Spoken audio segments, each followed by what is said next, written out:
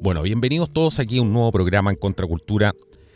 Un programa que estoy seguro que los va a dejar con muchas inquietudes, con muchas preguntas, con muchas más ganas de conocer, de saber y ojalá cuestionando cada día más fenómenos de los cuales vamos a hablar hoy día, que les van a permitir finalmente sacar sus propias conclusiones, pero también basarse en evidencia, en hechos concretos. Hoy día sabemos que el mundo está, cada día vemos más teorías de cosas que pueden estar pasando, pero lo importante es poder hacer una comprobación y separar el mito de la realidad. Hay un tema que yo he querido tocar durante mucho tiempo en este canal, que yo mismo he estudiado algo durante bastantes años, pero lo he dejado de lado porque me faltaba quizás la persona para poder tratar esto, una persona que tuviera altura de miras, una persona que pudiera separar aquello que es fantasía de la realidad, aquello que es fanatismo, de lo que son hechos. Y hoy día nos vamos a sumergir en un tema que muchos de ustedes me han pedido que toque, y me refiero al tema OVNI. Pero no lo vamos a hacer con cualquier persona. Hoy día me acompaña Rodrigo Bravo Garrido, que es un oficial del Ejército de Chile, es piloto del Ejército de Chile en servicio activo, se ha especializado como piloto militar, trabaja actualmente en una brigada de aviación del Ejército de la ciudad de Punta Arenas y es conocido porque ha hecho muchos estudios formales, muchos indican que él fue el primero y que ha abierto el debate acerca del fenómeno de los ovnis en el mundo aeronáutico en el país.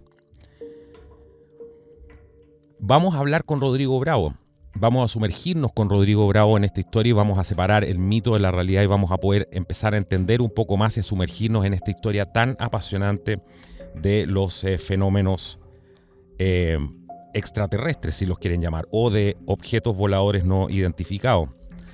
Hay una cosa muy importante que les tengo que contar de Rodrigo. Muchos habrán visto lo que pasó en el National Press Club en Washington, donde hubo una conferencia muy importante y en esa conferencia fueron muchos los pilotos, los científicos, miembros de las Fuerzas Armadas del mundo, entre otros muchos testigos AAA, mucha gente, controladores de tráfico aéreo, etcétera, que realizaron esta conferencia en el National Press Club en Washington junto a muchos periodistas que asistieron ahí y desclasificaron de alguna manera lo que ellos habían vivido en este fenómeno.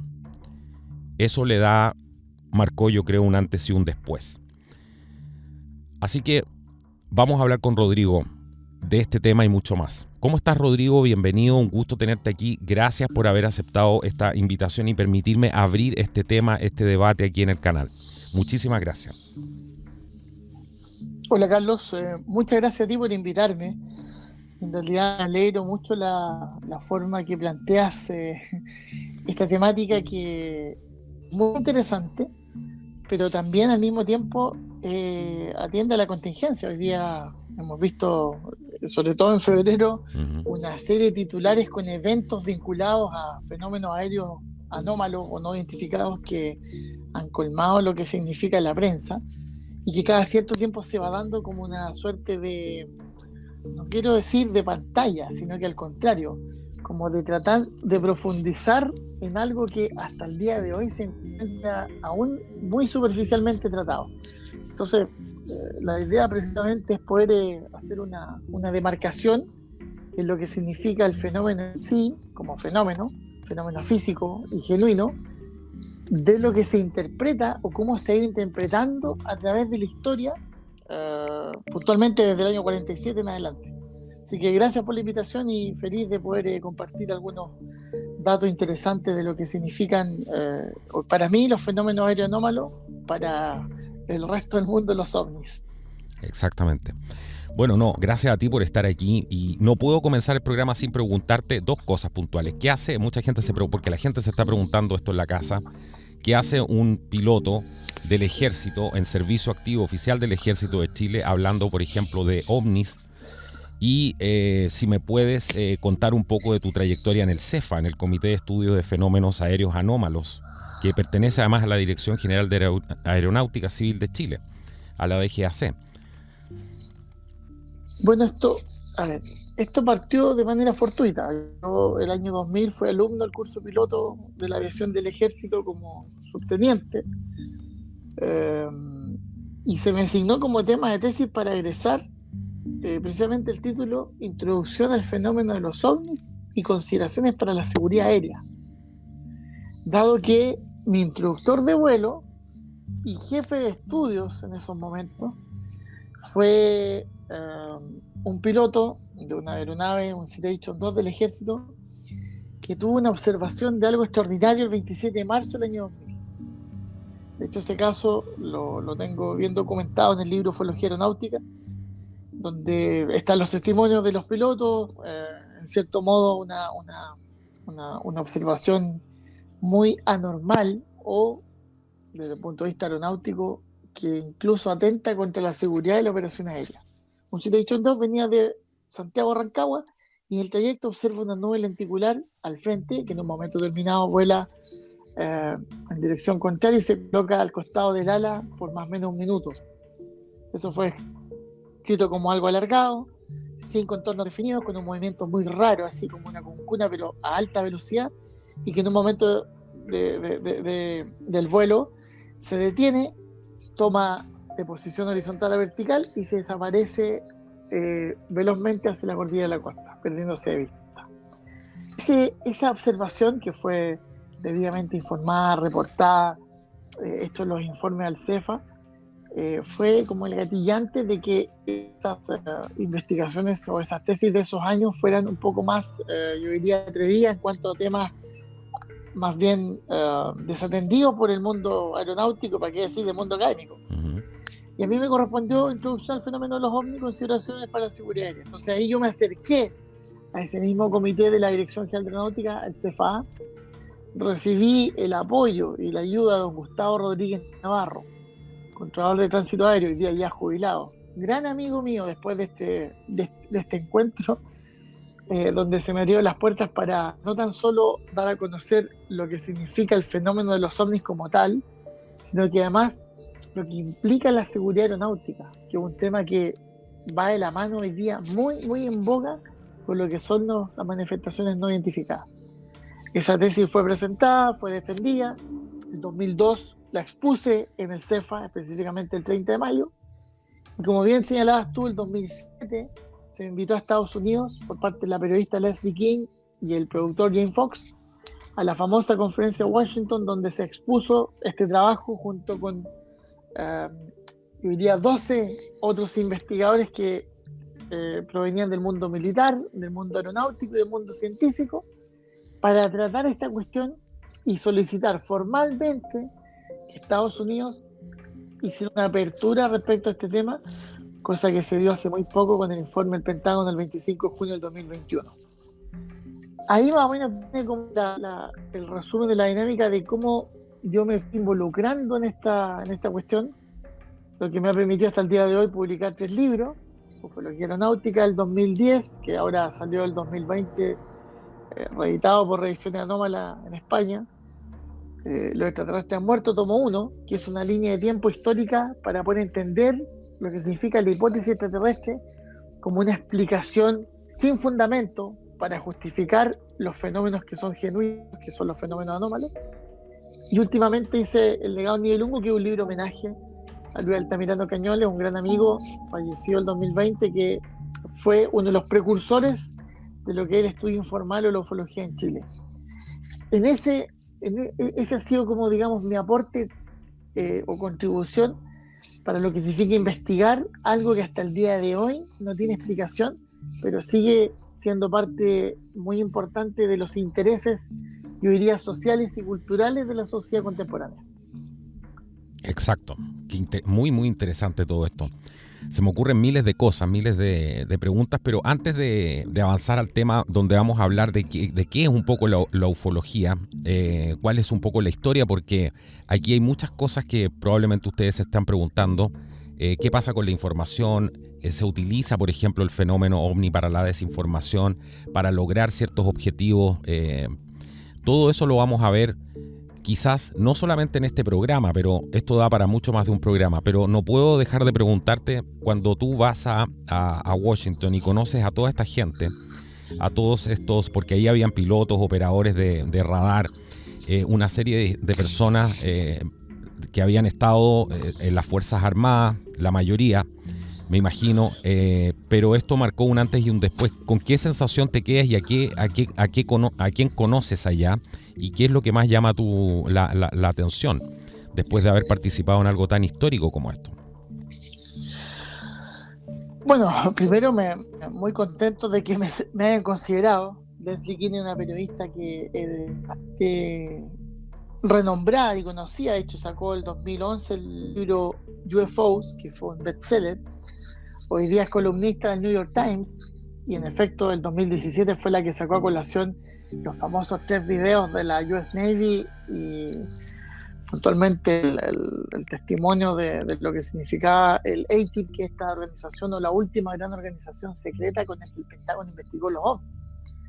Pero en el caso mío, para mí la conferencia de Washington primero es un hecho histórico, porque por primera vez en el estudio de estos fenómenos se juntaban pilotos, militares, científicos, incluso personas del mundo político, para dar a conocer sus experiencias y al mismo tiempo hacer un llamado a Estados Unidos y al resto del mundo a reabrir un debate oficial y académico que estaba pendiente y que estaba cerrado por décadas, por la sencilla razón de que este tema ha sido tan contaminado desde el punto de vista de las creencias, que también es un tema que hay que tocar, que el mundo de la ciencia, el mundo académico, solamente con ciertos personajes muy puntuales o atisbos ha tratado de acercarse a lo que es en sí este tipo de manifestaciones, y lamentablemente tiene que incluir toda esa carga histórica,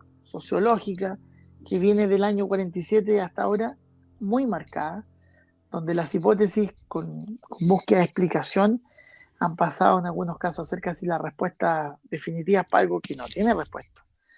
Dentro de la gente que conocí ahí en Washington, bueno, habían varios, pero para mí me llamó mucha atención el general Wilfred de Brouwer, que era un general de división en retiro de la Fuerza Aérea Belga, quien fue el jefe del área terminal para la oleada belga de 1991, y de hecho fue quien abrió las puertas de la sala de mando y control para que entrara la prensa y pudiera observar cómo un avión de combate perseguía algo que estaba mucho más alto que el techo del avión, que eran 51.000 pies, y que tenía unos movimientos y unas formas bastante extrañas, como algo triangular.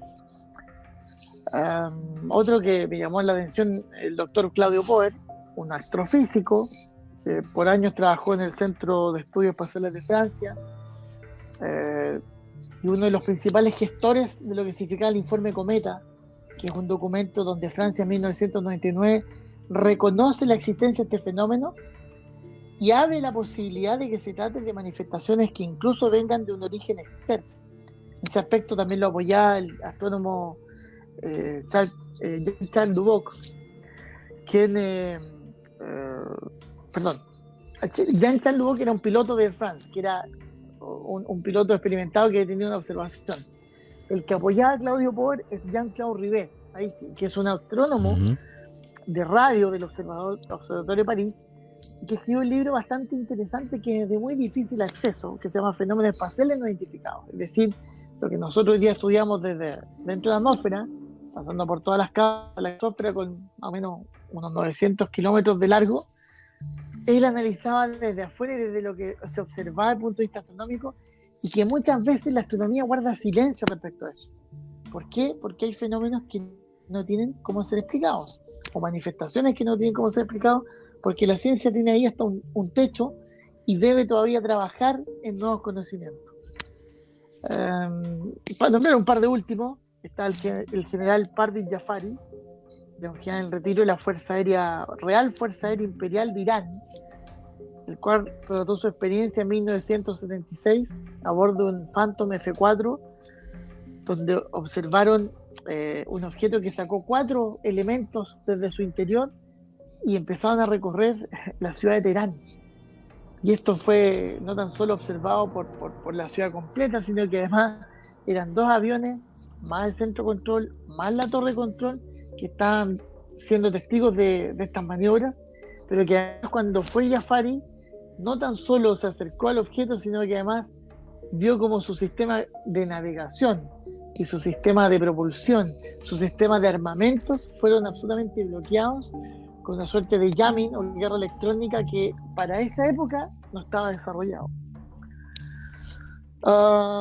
Y haciendo como memoria de los casos más importantes, estaba el caso de Óscar Santamaría, un comandante en retiro de la Fuerza del Perú, el cual con un Sukhoi 22 en 1980, en la base La Joya en Arequipa, le disparó 64 buses a una cosa que andaba volando sobre la pista, que precisamente había una formación con aproximadamente 2.000 testigos, observando este verdadero combate aéreo, y tal cual como él lo describe, lanza sus cohetes sobre este objeto, de los cuales algunos de ellos son literalmente absorbidos, tal cual como cuando uno tira unas piedras al agua y el agua la absorbe y no le pasa nada.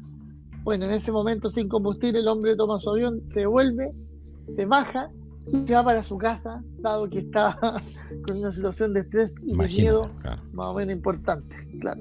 Entonces, de ese tenor, de esa característica y de ese nivel de presentaciones, eran las que se hicieron en este congreso, en este encuentro en Washington, donde además salió un documental que se llama I Know What I Saw, que yo sé lo que vi, y que deja abierta la posibilidad para que se discute este tema, primero, de un punto de vista aeronáutico, que ya se estaba haciendo más o menos, pero segundo, desde el punto de vista académico, que yo vuelvo a insistir, es donde está fallando y donde hoy día ya se requiere una inclusión mucho más detallada, abarcando todos, o como se llama en forma multidisciplinaria, todas las áreas del conocimiento. Qué interesante, tiene que haber sido increíble haber participado. Yo seguí muy de cerca esa historia cuando en aquel momento, así que me imagino que muchas personas aquí en el canal también vieron eso y lo que significa esta conferencia que se hizo en Washington en ese tiempo. Hablemos de la ufología, sí, porque mucha gente no sabe lo que es la ufología. O a lo mejor hay muchas malas interpretaciones de lo que es la ufología. Hablemos un poco de si tú tuvieras que definir o rayar, ¿cierto?, la cancha con ciertas áreas dentro de la ufología, o cómo ha ido evolucionando esto y de dónde viene. ¿Cómo explicarías esto para ir introduciendo a la gente en este tema? Bueno, aquí hay un proceso histórico bien interesante que yo lo detallo en el libro Los extraterrestres han muerto. Que a todo esto, por el título del libro, te dejó de hablarme, con eso te digo todo. Me imagino, claro. No porque haya matado a los extraterrestres o porque yo no crea en los extraterrestres. Eso yo tengo que dejarlo muy claro, y en el libro también queda bien específico. Sino que la hipótesis extraterrestre con la cual se ha tratado de explicar este fenómeno está mal formulada. Y ha sido un problema constante respecto a esto. O sea, hay casos, como el de la Antártica en 1956, o aquí como los que vimos recién, donde hay ciertas manifestaciones que obviamente para la época no se condicen con la tecnología desarrollada. Ajeno a que nosotros sepamos que las grandes potencias tienen un avance que está sobre los 10, 15 años, es decir, hoy día están desarrollando cosas que recién vamos a ver en 15 años más. Eso siempre lo hemos sabido y va desde el momento que se inicia la Guerra Fría. El punto está en que hay ciertas manifestaciones, ciertos fenómenos, que a pesar de tener esa información del desarrollo tecnológico y militar de ciertas potencias, sobrepasan esos niveles o esos límites en cuanto a lo que significa tecnología. En ese sentido, para mí lo que pasó con la ufología es algo muy simple. El año 47, específicamente el 24 de junio, un piloto civil, Kenneth Arnold, hace denuncia de una observación de 9 objetos que estaban volando de manera errada cerca del monte Rainier en el estado de Washington, al norte de Estados Unidos, cerca de la frontera con Canadá, específicamente al noroeste. Esto queda cerca de Seattle, para que se hagan una idea. El punto está en que él hace esa denuncia es tomada en cuenta, pero no con una fuerza tan, digamos, mediática como hoy día, y recién en 1948 pasa a ser parte del titular de una revista que se llama Fate, que es una revista que continuó con una ola de revistas o cómics, como son por ejemplo The Amazing Stories, que son una serie de cómics que fueron desde el año 1926 entregando cierta información a la sociedad norteamericana, con naves llegando de afuera, con seres bajando del espacio, con invasiones, etcétera, etcétera. Absolutamente, yo diría, colgada o reflejada en dos libros bases para esto. Uno, La Guerra de los Mundos, de 1898, que es muy importante. Es clave. Y el libro es clave, y el libro Los Condenados, de Charles Fort, en 1919. Esos libros, en cierto modo, condimentaron el mundo de la ciencia ficción que se venía desarrollando ya de fines de 1800, a tal punto de que estas revistas cómics generaron el ambiente como para que cuando se denuncia una cosa real, como lo que vio el piloto Kenneth Arnold, el editor de las Amazing Stories, que era Ray Palm, publica en 1948 la revista Fate con el primer titular, con un avión chiquitito, ustedes lo pueden buscar, rodeado de unos aparatos circulares gigantes, porque más encima de la descripción que hace, en este caso, Kenneth Arnold, que el piloto testigo, dice que los objetos que él observó volaban en forma extraña, tal cual como uno tiraba una piedra o un plato sobre el agua. Esa fue la descripción. Y la prensa lo malinterpretó, generando el concepto plato volador, flying saucer. Y desde ahí nace el concepto plato volador, que se establece, yo diría a fines del año 48, o puntualmente el año 48 con la revista Fate, y se mantiene de esa forma hasta 1952, cuando uno de los primeros proyectos de investigaciones formales, como fue en este caso el proyecto Libro Azul, que de hecho hay una serie, en 1952 le cambia la denominación de Flying Saucer a UFO, que es OVNI, objeto volador no identificado. Ese es más o menos el mega resumen de cómo nace esta cuestión. Cómo nace y cómo se confabula, de tal forma de que algo que estaba en el ambiente se hizo, entre comillas, real, y contribuyó para que los medios de comunicación, la prensa, específicamente textos de ciencia ficción, fueran desarrollando algo que no sé si podría decir que estaba per se en la creencia de las personas, pero ya con eso se confirmó, entre comillas. Entonces, en 1947 viene esta observación canónica, y al mismo tiempo nace el estudio de esta cuestión, que como ya a partir de 52 se llama UFO, a partir del mismo año 52 se le considera ufología, como estudio de los UFO. Pero fíjate que hay un personaje aquí que es clave, que se menciona bastante poco, que es el mayor Don Kinho, un mayor retirado de los Marines de Estados Unidos, que nace en 1987, es 1988, y que en 1950 o en el año 49 escribe un ensayo muy interesante que se llama The Flying Saucers Are Real, los platillos voladores son reales, y que el año 50 lo hace libro. Y ese libro es clave, porque ese libro hace la unificación teórica de los platillos voladores en ese entonces con una inteligencia de afuera que venía en ellos, es decir, crea o unifica la hipótesis extraterrestre. Y él es el que, digamos, el que da el pegamento teórico para que de ahí en adelante, cuando habláramos de platillos voladores, se hablara de inmediato de extraterrestres. Ese es como el gran origen. Don Cahill es una persona que fue, digamos, utilizado, donde además se le entregó información que no era verídica, hay textos que lo confirman, para generar un ambiente vinculado al tema de los ovnis, con tal de hacer una suerte de distractor, cortina de humo, de otras informaciones que en esos momentos Estados Unidos estaba desarrollando. Esa es como la clave y la importancia de lo que significa el inicio de la era moderna de los ovnis, que es el 24 de junio del 47, y de la unificación de estos ovnis con la hipótesis de los extraterrestres.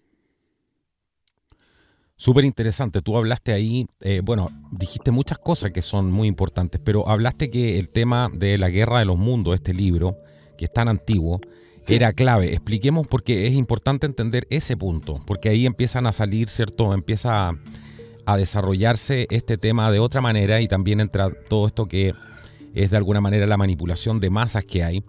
Y ese libro es un muy buen ejemplo con lo que pasó con la serie después, ¿cierto? Que se hizo esta serie de radio, porque era radio en ese tiempo, donde se le dice a la gente, aquí va a haber una invasión, estamos teniendo una invasión extraterrestre. ¿Puedes explicar por qué es tan clave el tema, brevemente, el tema de la Guerra de los Mundos?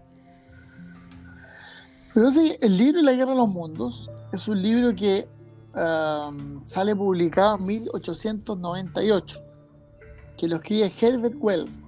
Herbert Wells es uno de los pioneros o principales exponentes de lo que es la ciencia ficción, que es algo que se venía dando, vuelvo a insistir, desde mediados de 1800, que es parte de la ciencia ficción y después ya se desarrolla, que es ver un poco los adelantos científicos que existían y esos adelantos científicos darle un plus, un componente extra futurista.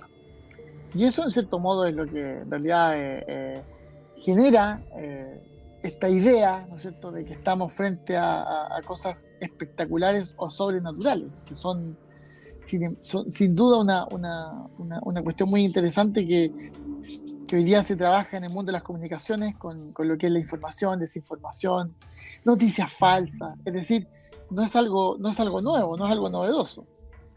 Resulta que el año 37 un actor hace un radioteatro y en la cadena, creo que fue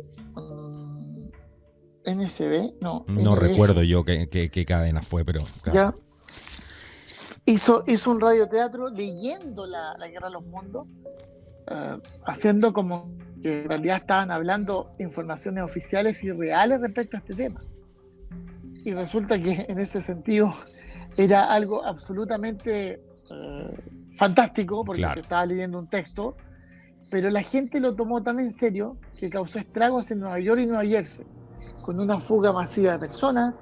De hecho, hay un escritor chileno, Juan Guillermo Prado, que en su libro Ovnis relata que hubo, de acuerdo a la revisión de la prensa, hubo muertos, hubo un caos absoluto, porque la gente que en esa época, estoy hablando de 1938, escuchaba radio, se reunía después de la cena en familia a escuchar un radioteatro, un programa, tal cual como hoy día a veces nos juntamos a ver una película en Netflix. Es lo mismo, hay que ponerlo en el contexto de la época, y sale esta producción, pero nunca dijeron de que era algo ficticio, sino que se tomó como algo real y generó una situación de pánico colectivo bastante importante. Eso demuestra en cierto modo el temor a lo que significa la llegada de algo de afuera. Considero además que 1938 es una época, yo diría, previa a la Segunda Guerra Mundial, sin el efecto tan masivo de lo que era la secularización ni la desacralización de la sociedad actual posmoderna. Entonces, obviamente, ahí hay un componente extra que ayuda a eso. Pero asimismo demuestra el interés, aunque sea incluso oculto, de esa pregunta filosófica de saber qué hay fuera de nuestra atmósfera, porque a todo esto el tema de los ovnis va por ahí. Hay dos preguntas clave en la esencia del ser humano: ¿qué pasa después de la muerte? ¿Y qué pasa fuera de la atmósfera? Y esta justamente llega a cubrir una de las interrogantes más importantes que se ha hecho el ser humano desde que tiene uso de la razón, que es mirar al cielo y tratar de entender qué es lo que pasa más allá, cosa que todavía más o menos no entendemos. O sea, tenemos ciertos, yo diría, como atisbos, pero en general el universo para nosotros sigue siendo un misterio complejo. Hay que entender solamente que si uno asimila la edad, que son 13.400 millones de años, ya con eso quedamos locos. Sí, claro. De ahí ya nos genera un poco de disonancia, porque eso, sumado a las distancias de 92, 97 mil millones de años luz de un extremo a otro, la verdad que son cifras que incluso hasta para poder entenderlas nos genera un grado de complejidad. Entonces, todo este tipo de situaciones, noticias, informaciones, cuando se dan de manera oficial o cuando se creen que son de manera oficial, causan estragos.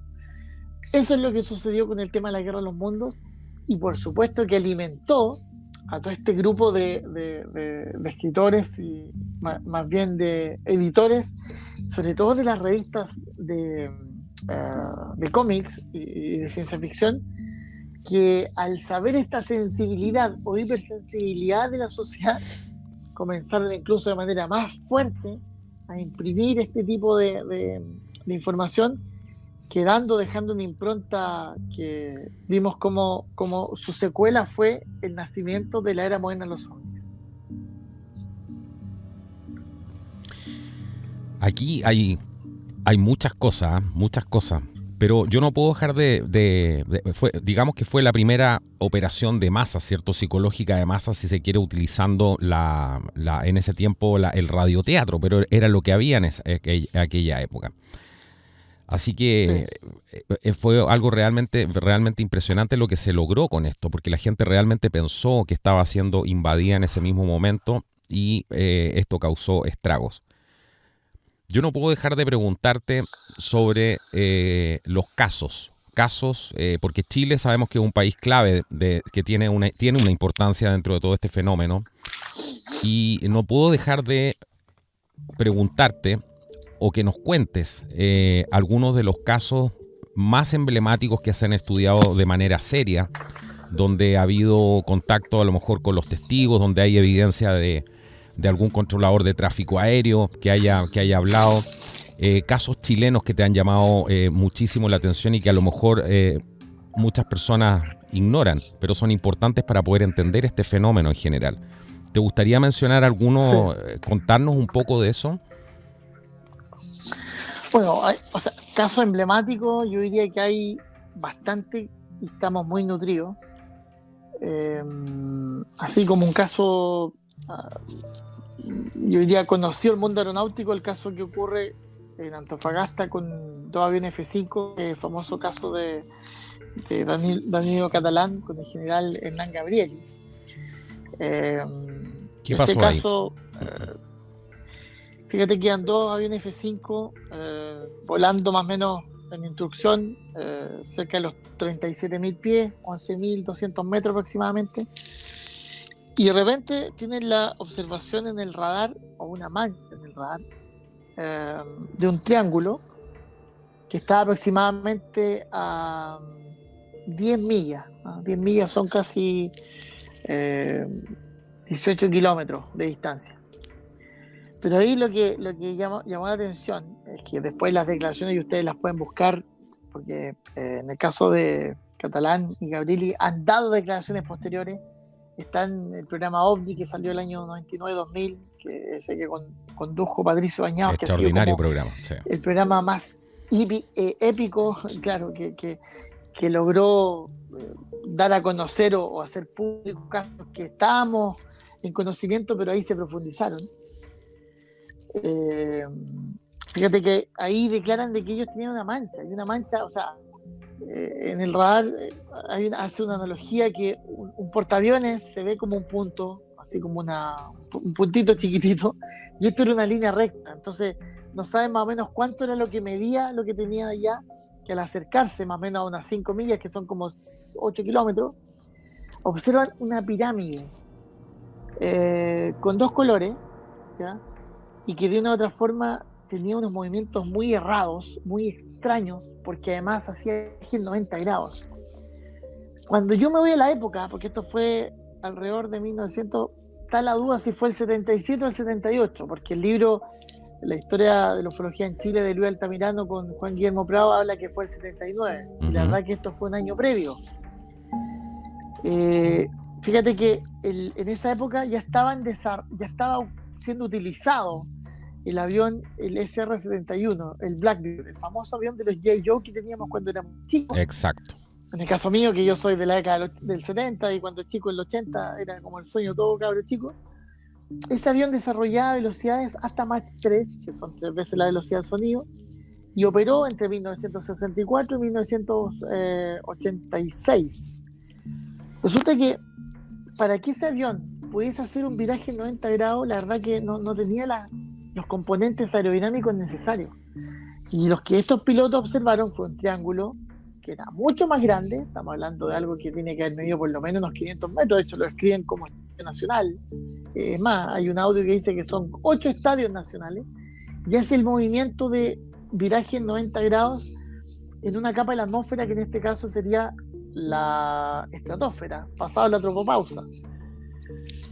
La verdad que para mí sigue siendo una incógnita y algo que no tiene explicación, porque pilotos en realidad de combate, ya con cierta experiencia, ya con un bagaje un poco mayor, saben exactamente si hay algo que está ahí que tiene o no una característica de manufactura humana o de conocimientos de aeronaves, aunque sean muy desarrolladas. Uno sabe que aerodinámicamente Imposible. es muy difícil que un fenómeno o un objeto o una aeronave haga un viraje en 90 grados. Eso es como la primera gran, yo diría, cuestión que hay que hacerse acá como reflexión. Ahora, eso estuvo lejos, eso estuvo, digamos, a distancia, lo observaron, perfecto. Pero fíjate que el año 88, para mí está el caso ícono, el 88. de lo que significa el 88. El 1 de junio del 88, en Puerto Montt, hay un vuelo de una aeronave LAN, un 737, que venía en descenso desde Temuco para Puerto Montt a las 8 de la noche. Ya toma contacto con el centro de control que tenía la pista a la vista, estaba el día completamente despejado.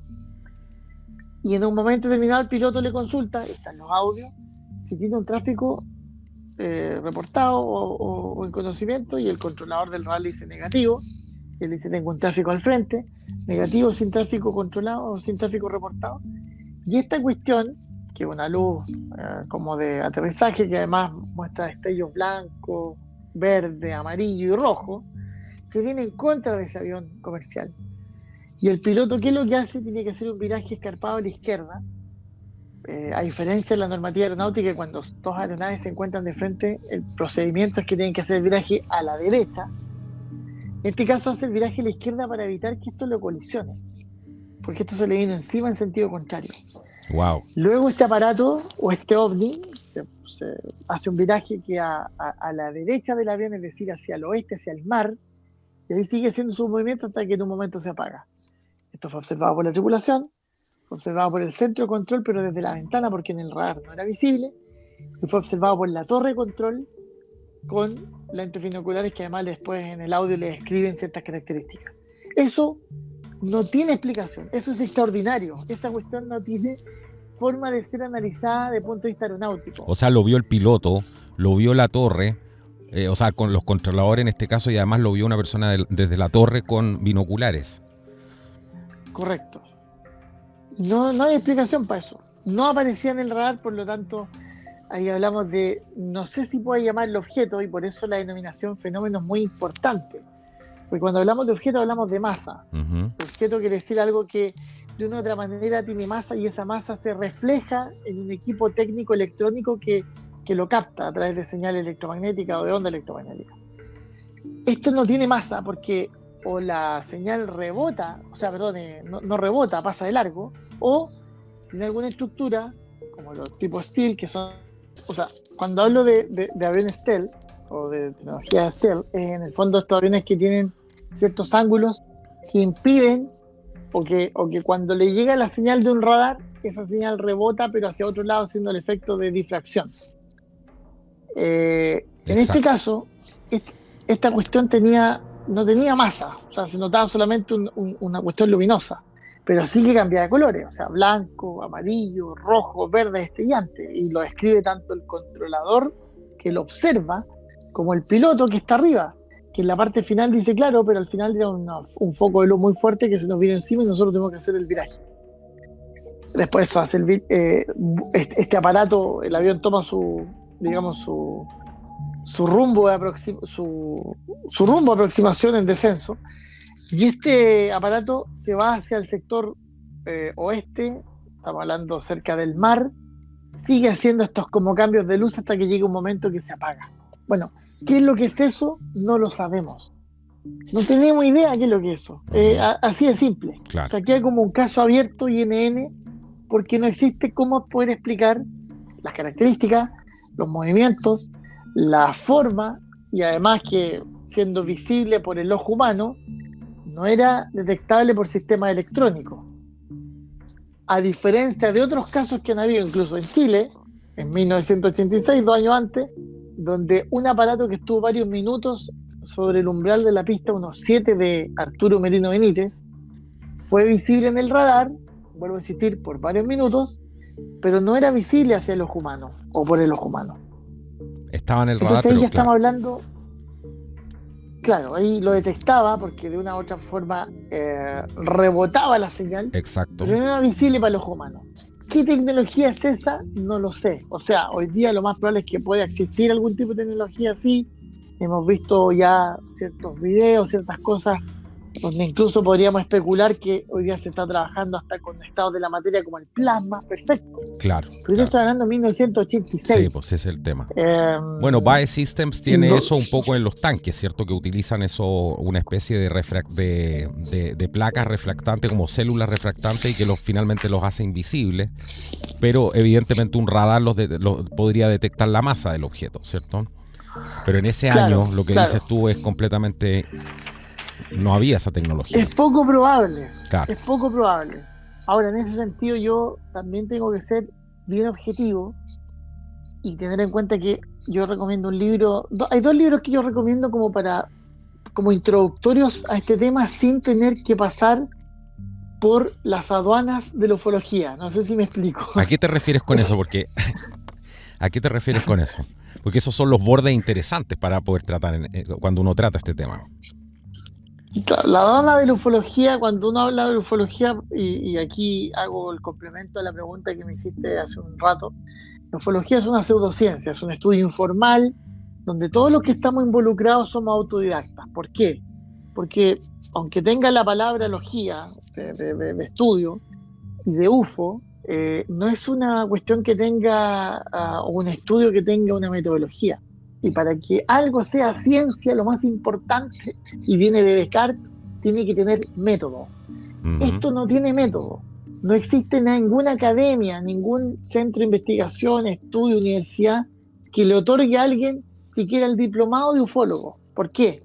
Porque es algo que es informal, vuelvo a insistir, y que va de la mano con, uno, los intereses de la persona, los conocimientos que tenga, y para mí lo más importante, el nivel en cuanto a creencia o no creencia respecto a las 3 posibilidades que se han abierto para explicar estos fenómenos.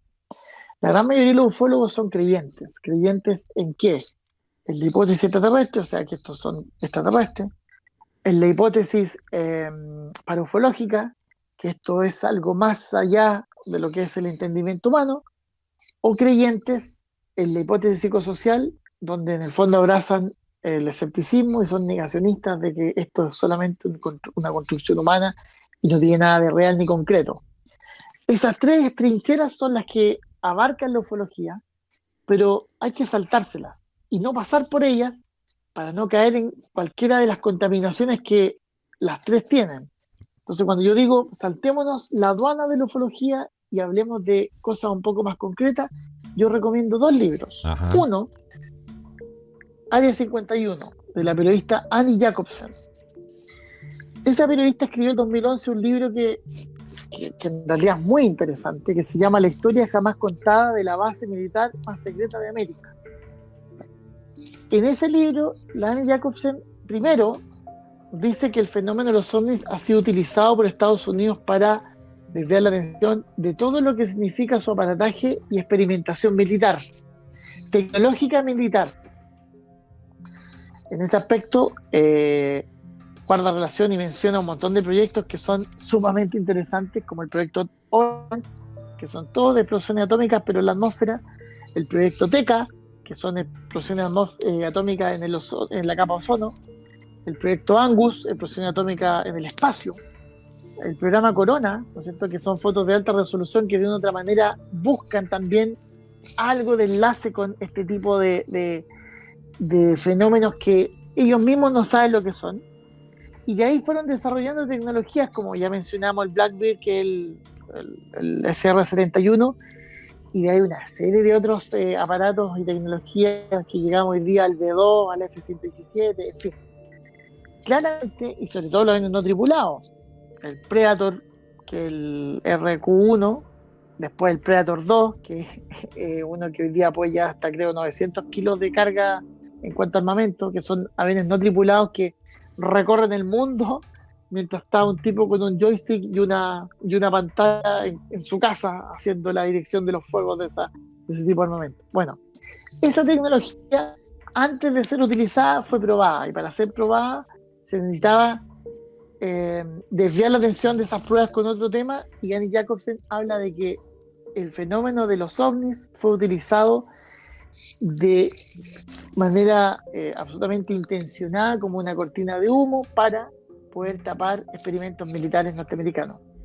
Estoy completamente de acuerdo con ella, pero hay una excepción ahí que yo tengo que igual hacer la nota comparativa, en que a pesar de esto, Estados Unidos igual investigaba los ovnis de manera secreta, como fue por ejemplo el proyecto SIGN del 47, el proyecto Bruch del 48, el Blue Book del 52 al 62, el informe Condon, que a pesar de desestimar todo lo que significaban los ovnis, quedó demostrado de que había una cierta intencionalidad por parte de las autoridades de desestimarlo a pesar de que se estudie, como un doble juego.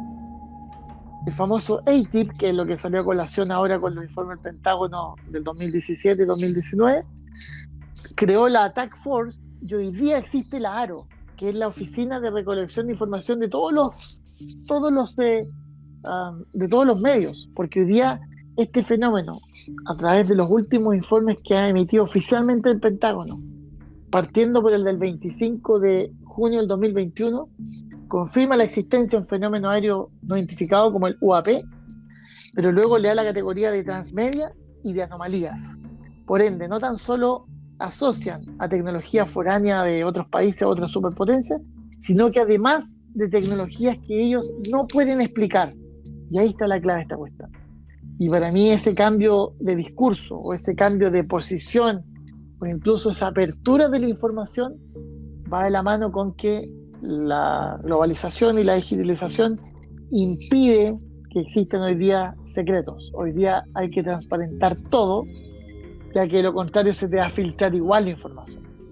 Entonces, como esta superpotencia trabaja a un plazo de 10, 15 años, incluso hoy día puede ser menos, para mí, y esto es una opinión mía como Rodrigo Bravo, creo que estamos a puertas de recibir otra información muy importante, que no sé cuál es el fin, cuál es el final deseado, cuál es el propósito estratégico, pero va por ahí como con una suerte de reordenamiento de una sociedad occidental específicamente, hoy día un poco convulsionada, vuelvo a insistir, secularizada, desacralizada, y que ha perdido el rumbo con ciertas banderas, no sé si llamarlas progresistas, no sé si llamarlas democráticas, donde de una u otra manera se perdió su norte y se necesita reordenar. Y ese reordenamiento, la única estrategia con la cual se podría dar es hacer entender de que se requiere una suerte de, no sé si pacificación o de bajar los decibeles en cuanto a intensidad, porque estamos frente a puertas de hacer descubrimientos trascendentales para lo que significa la historia humana y la filosofía humana. Eso es lo que han hablado mucho, ¿cierto? Algunos. Hay otros que piensan que todo esto se está utilizando, porque aquí obviamente hay que hacer las diferencias y por eso es tan complicado este tema de los fanatismos y esta creencia a ciegas sin tener cierto evidencia o sin hacer algún estudio. Por eso los estudios, los casos son tan importantes. Pero aquí hay muchos que piensan que esto está siendo utilizado para llevar a cabo un gobierno único mundial, por ejemplo, y que el tema también podría la humanidad unirse ante una amenaza de carácter existencial, y qué mejor que una invasión, por ejemplo, extraterrestre. Está muy asociado a todo eso, por ejemplo, lo que es el proyecto que tú mencionaste, no sé si lo mencionaste, parece que sí, Bluebeam.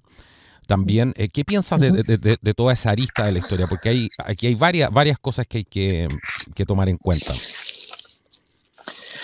Claro, aquí hay temas que son muy incómodos para tocar porque obviamente tienen sensibilidades y sobre todo ideología. Aquí hay una cuestión que el ser humano por sí, per se, toma ciertas ideologías, ciertas banderas, se atrinchera ahí y es muy difícil sacarlo de esos contextos. Entonces, claro, cuando tú planteas una cosa como la que yo te acabo de decir, o el otro libro que mencionaba, que era el del periodista Milton Urquade, que escribió La Agenda Secreta del 2002, donde refleja todos los proyectos de investigación vinculados a aeronaves, desde el IB-49 hasta los que tenemos hoy día, el B-2, con todo lo que significa la tecnología STEAL, y dejan claro de que esa agenda secreta tapaba estos experimentos con casuística OVNI o simplemente cuando observaban estos aviones como el XB-35, por ejemplo, era denunciado como OVNI y ellos aprobaban de que era un OVNI o guardaban silencio, haciendo creer como que sabían que eran OVNIs, pero en el fondo eran prototipos de aeronaves. Perdón. En ese sentido, estoy muy de acuerdo. Hay una figura más bien, yo diría, de mimetización de la información. Pero vuelvo a insistir, ajeno a eso, hay un fenómeno genuino que obligó a tener proyectos oficiales y que no tan solo Estados Unidos, sino que en Francia se creó el JPAN en el 77, en Uruguay la creó OVNI en el 79, en Chile el CEFA parte del 97, pero antes ya hubo una comisión que se llamaba Comisión Bravo a partir del año 68. Entonces, esta cuestión, cuando se analiza a punto de vista aeronáutico y de la seguridad espacial, requiere una mirada distinta. Y ahí es donde nosotros podemos salir un poco de este contexto intoxicado, ¿no es cierto?, de súper o de extra información, porque, claro, hay una realidad contemporánea que no deja de ser interesante. Vuelvo a insistir, Occidente está pasando por una crisis social, política, económica, cultural, bastante aguda. No hay que ser muy estudioso de la historia contemporánea para poder entender que hay dos fenómenos sociales que son extremadamente delicados. Uno, para mí, el posmodernismo, y otro, el globalismo. No como globalización como fenómeno tecnológico, sino que globalismo, como bien dices tú, el tratar en lo posible de hacer como la unificación o la estandarización de ciertos países a raíz de no sé si yo no sé si sea capaz un gobierno absoluto. En ese aspecto lo veo poco probable, pero sí una visión macroeconómica mucho más ordenada, más en cierto modo estandarizada, y eso ya no es necesario mencionar porque ya lo vivimos así. Entonces, cuando hablo del postmodernismo, cuando hablo de lo que significa ser postmoderno, porque a mí me preguntan permanentemente, oye, a ti que te gusta tanto hablar de ese tema, ¿por qué te da con el postmodernismo? Bueno, porque cuando uno estudia lo que significa las consecuencias del postmodernismo, se da cuenta de que hay tres cuestiones sustanciales con las cuales hoy día el ser humano occidental está trabajando. Uno, no trabajar a base de la verdad de las cosas, así de simple. Dos, hay una homogenización, estandarización de las personas, basado en un horizonte únicamente económico, y así de simple. O sea, esta cuestión 2 más 2 son 4. Y hay una suerte como de resistencia a que exista un autoconocimiento, un reencuentro con las raíces, generando este ser humano hidropónico, ¿no es cierto?, que no toca al suelo las raíces, dejándolo como con una desorientación tal, pero que además la persona esté convencida de que está orientada y que tiene propósitos en la vida, los cuales al final tú te das cuenta, hoy día vivimos los estándares de mayor debilidad desde el punto de vista psicológico y psiquiátrico. Claro. Entonces, este fenómeno social o estos fenómenos sociales, por estos temas que antes habían sido tomados como tabú, hoy día pueden ser reutilizados como para, de una u otra manera, reorientar un horizonte medio perdido y que genera un grado de descontento masivo desde el punto de vista social, político, y que lo hemos visto ya en varias oportunidades, no tan solo en Chile, sino que a nivel global. Y cuando se trata de retomar el rumbo, y ciertas personas toman algunas banderas que hacen como que van a solucionar este problema y después se dan cuenta que simplemente son instrumentales, viene incluso peor que eso, una suerte como de angustia o de decepción que es más grave todavía. Entonces ahí Sí. yo creo que entra esta carga más bien simbólica incluso, ahí para estudiar exactamente lo que planteaba Carl Jung o René Guénon, simbólica de cómo encauzamos algo que está un poco desorientado, basado en que aquí hay un fenómeno que es genuino, que vuelvo a insistir, no hay cómo refutarlo ya. A mí me da mucha risa ciertas personas que son negacionistas, que incluso les da rabia cuando ocurren situaciones como las que yo te mencioné, los casos señalados, o pasa esto que ocurrió hace poco en la primera y segunda semana de febrero con 4 derribos de cosas que no se sabe lo que son, pero que generan los titulares, y se habla abiertamente de UAP, Unidentified Aerial Phenomena, o sea, fenómeno aéreo identificado. Hay una suerte como de resistencia a eso. Es decir, los tipos dicen, ya, pero es que esto no puede ser, pero es que está haciendo. O sea, no hay un ajeno a que te guste o no te guste. Hoy día tenemos que discutir sobre los hechos concretos. Y ahí hay toda una suerte de discusión semántica e incluso, vuelvo a decir, simbólica respecto a lo que significa este fenómeno y toda su implicancia y concomitancia.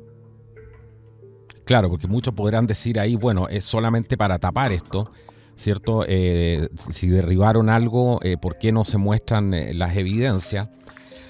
Pero no sabemos en realidad lo que está pasando ahí, ¿cierto? Cuando uno ve y analiza lo que han dicho personas como no sé, Philip Corso. Después tenías el caso siempre existió después de todo esto que sucedió, equipos de recuperación de estos artefactos. Y eso era parte de alguna manera de cómo operaba el gobierno, y ellos decían que Rusia también tenía lo mismo, y que al más alto nivel finalmente estaban trabajando juntos. Entonces uno se da cuenta de que las aristas que hay aquí son múltiples. Sin ir más allá, cuando uno ve, por ejemplo, el testimonio, no sé qué piensas tú, el testimonio de esta persona que dice haber trabajado en ingeniería inversa, ¿cierto? Que fue este científico que justo se Bob Lazar. Bob Lazar, exacto. Y él decía de alguna manera que habían naves en Área 51 donde estaban practicando ingeniería inversa, que estas naves eran probadas los días miércoles, creo que decía. Entonces por eso a él lo pillaron finalmente, porque terminó llevando unos amigos allá. Y esto era una leyenda urbana cerca de Nevada, ¿cierto? Que iban a esta área, subían en algunos lugares y podían observar a cierta hora estas pruebas. Y eso tiene mucho que ver con lo que estás diciendo tú, de que habían estas pruebas. Pero por otro lado estaba el fenómeno de que es posible que también estuvieran estas naves de origen alienígena, digamos, y le estaban practicando ingeniería inversa. Entonces eso muestra de alguna manera que hay podría haber dos líneas acá, ¿cierto? Una, que lo que dices tú, que el fenómeno es real. Yo personalmente creo que el fenómeno es real porque lo he vivido. Y dos, tienes también estos programas de armas y de alta tecnología que sirven para que les es muy conveniente el fenómeno OVNI, porque pueden distraer la atención, ¿cierto?, de las pruebas y de todo lo que está pasando en esa área. Entonces, hay muchas áreas. Y también está el área de la operación psicológica, cómo puede ser usado esto para llevar a las masas hacia determinado lugar, mediante programación predictiva, otro tipo de cosas que hemos ido viendo que vienen sucediendo hace bastante tiempo. Y ahí, a ese punto quiero llevarte, porque hay dos áreas aquí, si las podemos tocar brevemente, porque yo sé que esto da para mucho. Muchos van a decir en el programa, porque siempre nos dicen, les faltó hablar de esto. Aquí no hemos ni empezado a hablar, porque siempre te dicen, les faltó hablar de esto. Pero hay dos áreas aquí fundamentales. Algunos dicen que estos extraterrestres, de existir, tendrían buenas intenciones. Y hay otros que dicen, bueno, son una amenaza. Son lisillanamente una amenaza. Y hay otro grupo que dice hay una mezcla de ambos. Hay algunos que tienen buenas intenciones, otros que podrían tener malas intenciones. ¿Qué piensas tú de eso? ¿Cuál es con lo que has estudiado, lo que has visto, cuál es tu visión de esos tres líneas ahí? Si es que hay alguna más, a lo mejor. Bueno, primero, tocando el tema que tú señalaste con respecto a Bob Lazar. Bob Lazar pasa a ser para mí un personaje tan controversial como Luis Elizondo hoy día en la actualidad, que es este supuesto jefe de la ATIP, que al final ha quedado desacreditado por varias partes. En el caso de Roswell específicamente, hay que dejar en claro de que Roswell es eh, una, una leyenda contemporánea, porque yo respeto mucho la palabra mito. La palabra mito tiene un origen más bien profundo, ancestral. Ujú. Leyenda contemporánea es algo que se construye gracias a lo que hoy día tenemos en lo que es la modernidad. Y en el caso de Roswell, un incidente que ocurre efectivamente a partir del 2 de julio del 47, que de inmediato es dejado en claro por las autoridades norteamericanas como un globo, que después se comprobó que era un globo del proyecto Mogul, pero no es hasta fines del 70 que el investigador Charles Berlitz y William Moore, Charles Berlitz, el mismo que escribió El Triángulo de las Bermudas, o sea, es una persona que tenía, y también escribió El Misterio de la Atlántida, o sea, es un, digámoslo, un escritor de ciencia ficción más que un investigador. Ujú, ujú. Charles Berlitz resucita, ¿no es cierto?, el tema de Roswell y genera nuevamente como el llamado a atención de que ahí cayó algo y cayó algo ajeno a la Tierra. Luego lo toma esto un astrofísico, Stanton Friedman, que falleció hace unos años, y que él precisamente tuvo unas sendas disputas con quien nombraste tú, que era Phil Corso, porque Phil Corso escribió el libro en 1997, el día después de Roswell, y Phil Corso es el primero que habla de seres recuperados. Pues Tal Berlitz, William Moore, Stanton Friedman y varios otros que estudiaron el tema Roswell nunca mencionaron seres, porque en sus estudios, en la toma de testimonios en terreno de personas que fueron ya sea herederos de los testigos o de gente que estuvo ahí o de la radio, etcétera, etcétera, nunca se hablaron de seres recuperados. Pero sí Phil Corso lo menciona y él ahí hace como una suerte de destapar la olla, perdonen la palabra tan Sí, coloquial, claro. para poder hacer referencia que ahí hubo recuperación y muchas más. Entonces, el tema de Roswell en sí, siendo una leyenda contemporánea, tiene estas contradicciones dentro de sus propios difusores o divulgadores, lo que lo hace más interesante para estudiarlo desde las ciencias sociales, más que de si es o no un fenómeno genuino, ovni o no. En cuanto a lo que tú señalabas en relación a los mismos seres o la visión extraterrestre, yo quiero dejar en claro que, fíjate que la hipótesis extraterrestre, la mencionamos así al principio, nace como consecuencia de toda una suerte de preparación o pavimentación teórica del terreno antes del caso ícono de 1947. Tanto a través de la literatura, de la ciencia ficción, de los programas de radio, es decir, una cuestión más bien social importante y grande. Y que El además punto vende, está en como que sale decías tú. Claro, y que además vende. Entonces, además vende, claro. además vende, pero totalmente. Llega el fenómeno en sí, nace la era moderna de los ovnis, llegan los primeros ufólogos a partir del año 50, y esos ufólogos transmiten información, transmiten, qué sé yo, avistamientos, reportes, pero no es hasta 1952 cuando precisamente un ufólogo, George Adamski, el 20 de noviembre de 52, tiene el primer contacto con un supuesto ser de Venus, con un venusiano. Y ese contacto, que da pie al contactismo, que ahí viene toda una línea para abajo que yo menciono, los 6 contactados cardinales, ese contacto es completamente inverso a lo que se estaba esperando de acuerdo a toda esta ciencia ficción, a toda esta literatura de fines de 1800, o a todas estas revistas que partieron en 1926 con la idea de que íbamos a ser invadidos y prácticamente comidos por los extraterrestres. Ujú.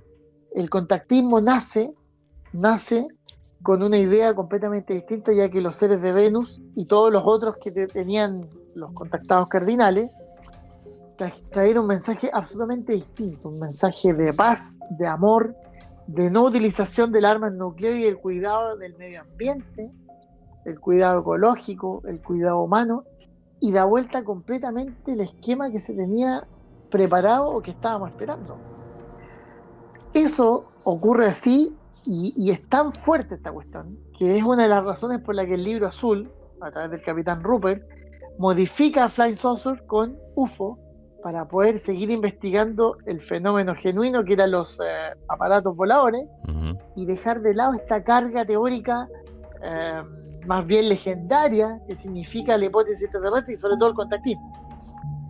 Pues bien, pasa que en 1957 viene el primer secuestro que ocurre el 15 de octubre con el ciudadano brasileño Antonio Vilas Boas, el cual es secuestrado del campo y es obligado a tener sexo con con un extraterrestre, 2 veces más encima. Y que ese caso fue dejado de lado porque, por supuesto que por la época, los investigadores eran muy conservadores, no cuadraba con esto. Entonces ocurre que en 1961, el 19 de septiembre, viene el matrimonio de Betty y Barney Hill, que son secuestrados, donde por primera vez se le hace o se le toman experimentos y genera el concepto de que ya ciertos extraterrestres estaban tomando personas para experimentar. Uh-huh. En ese entorno, ahí se engloba la hipótesis extraterrestre, con gente que venía a contactarse como extraterrestres buenos y gente que venía a secuestrar personas considerados como extraterrestres no tan buenos. Resulta que esos años son clave porque el año 69 Jacques Vallée, un astrofísico francés radicado en Estados Unidos, con su libro Pasaporte a Magonia, crea el concepto de la parufología, desmarcándose de la hipótesis extraterrestre, sino que hablando de que este es un fenómeno real y que ha sido observado en los distintos episodios de la vida humana, de la civilización, y que ha sido interpretado según el conocimiento, la cultura y la situación geográfica de las observaciones. Muy interesante. Y eso deriva a que en 1977 nazca la hipótesis psicosocial, específicamente con Michel Monerrier, que todo lo que hemos hablado antes lo descarta, generando como que esta cuestión es una construcción social. Ahí están las grandes hipótesis. ¿Dónde vienen los cambios? Uh-huh. Que el año 77, el matrimonio de James y Coral Lawrence crean el concepto abducted o abducción o secuestro pero extraterrestre. Y en 1981 el libro Missing Time de Bob Hopkins separa a los extraterrestres buenos, que son los que tienen contacto hasta el día de hoy, con los extraterrestres malos que hacen secuestros y abducciones de tal forma de hacer experimentación con las personas. Ese es en cierto modo lo que se vive o lo que se hoy día tiene como historiografía e historia de lo que son la hipótesis extraterrestre en lo que es la era moderna de los ovnis. Fíjate que desde el 81 hasta el 2012 en Estados Unidos no se hablaba otra cosa que de las abducciones. Es tremendo, pero la ufología fue literalmente secuestrada por las abducciones, cuando en la realidad ocurrían casos mucho más complejos que estaban en el resto del mundo, pero ellos se centraron en que había una suerte como de obsesión por estos seres de agarrar gente, y cosa de ver los archivos X y un montón de otras series. Sí. Digamos que la narrativa oficial a lo mejor siempre ha estado asociada al miedo, ¿crees tú? Porque eso es curioso, Sí. Siempre ha sido un componente que ha estado siempre ahí, al parecer. Me da la impresión a mí. Yo creo que es dual. Es miedo miedo igual esperanza. O sea, o es miedo terrorífico o es esperanza de que hay algo más allá. Sí. Ahora, esta visión más New Age, que tú me voy a decirle así, producto de estas personas que han canalizado, es curiosa porque es bien parecida a la idea de las Naciones Unidas, ¿cierto? Pero también podría ser una trampa y podría ser, me refiero que no haya paz, la proliferación, por ejemplo, de todo esto, de cómo se llama el cuidado del medio ambiente, todo esto que vemos que es tan natural al mundo del día de hoy y que lo promueven abiertamente. O sea, es curioso que la visión New Age también calce con esta narrativa y a la vez calce con estos seres, digamos, benignos que vienen a tratar de que el planeta llegue a otro estadio de evolución como dicen algunos de ellos, en este cuadrante de la galaxia, ¿cierto? Entonces, esa también es una parte que también abre una serie de preguntas. Porque al final este tema se trata de eso, ¿ah? De uno no tiene certezas, grandes certezas, pero sí tiene muchas preguntas. Sí, sí. Bueno, ahí yo creo que qué bueno que mencionaste ese tema. El New Age es clave para mí. Es clave porque, en cierto modo, ha ido moldeando esta cuestión. Piensa tú que los primeros contactados, o los contactados cardinales que le llamo yo, es gente que de una u otra forma utilizó en gran medida, no sé si llamarlos conocimientos, pero ciertas técnicas, ciertas sabidurías que ya habían sido muy bien trabajadas en otra época. Me explico. El contactismo en sí, como fenómeno de contacto directo, como parte del desarrollo de la leyenda mito ovni ET, o del mito ovni extraterrestre, se sustenta prácticamente en lo que muy bien planteaba ya en 1873 Elena Petrova-Hahn, más conocida como la Madame Blavatsky. Claro. Que en el fondo, a través de su sociedad teosófica, en cierto modo, era la comunicación de las personas con ciertas entidades o ciertos maestros.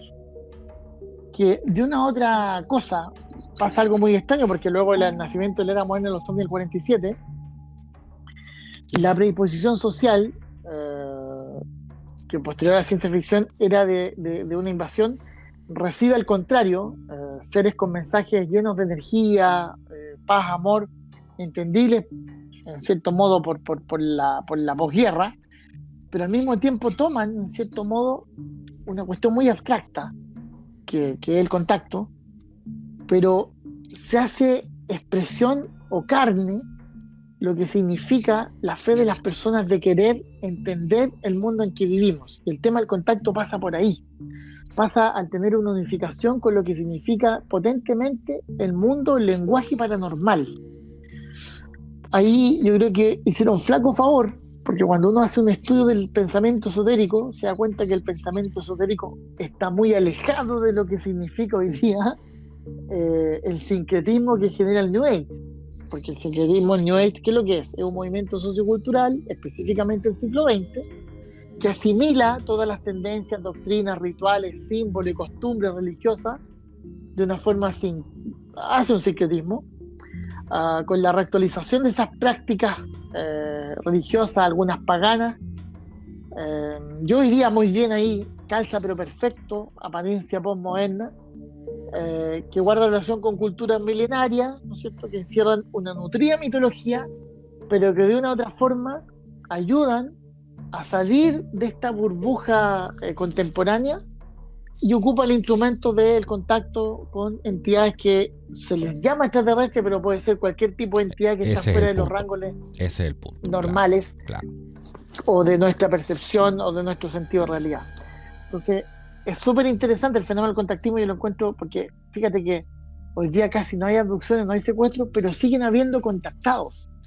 Y los contactados, a pesar de todo, siguen teniendo seguidores. Sí. Lo cual verifica que esto es prácticamente lo que Rodrigo Fuenzalía una vez definió como la neorreligión tecnológica. Algo muy, muy interesante. Ese tema da para mucho, ¿eh? Aquí hemos tocado muchos temas que dan para mucho. Esa es la verdad. Sí. ¿No le crees a Bob Lazar, por ejemplo? ¿Qué te pasa con Bob Lazar? Porque recordemos que era este científico que fue reclutado, ¿cierto?, para trabajar dentro del Área 51, y él dijo que lo hicieron trabajar con un platillo volador para descifrar cómo funcionaba su sistema de propulsión. Esa es la historia en concreto, y después él habló en una cadena, en un programa importante ahí de su ciudad, y expuso todo esto. Pero él se ha transformado en un ícono de todo esto. ¿Qué te pasa con Bob Lazar? Porque me parece muy interesante eso. O sea, yo no tengo problema con Bob Lazar, perfectamente podría sentarme a conversar con él, a tomar un café y sería muy, muy entretenido porque me gustaría preguntarle muchas cosas. Pero si tú buscas la cantidad de detractores que tiene Bob Lazar, eh, y ni siquiera siendo del ala escéptica negacionista, sino que entre los mismos ufólogos, porque hay ciertas contradicciones en relación a su relato. Y en este aspecto, como en todo orden de cosas, el dato mata al relato. Bob Lazar plantea ciertos sistemas de propulsiones, ciertas cosas que claro, hay gente que trata de aplicarlas o gente que trata de hacerlas hace mucho rato. Hay ciertas organizaciones en Estados Unidos científicas, y de hecho en el informe de UAP que salió el 2021 y luego se confirma hace poco, el 6 de enero de este año, no tan solo están llamados a reportar, sino que además a generar un plan científico para de una u otra forma lo que se pueda obtener de estos UAP derribados, caídos o encontrados, hagan todo un nuevo modelo de construcción de elementos tecnológicos, ya sea sistema de propulsión, fuselaje, estructura, Ingeniería inversa. instrumentos, que es ingeniería inversa.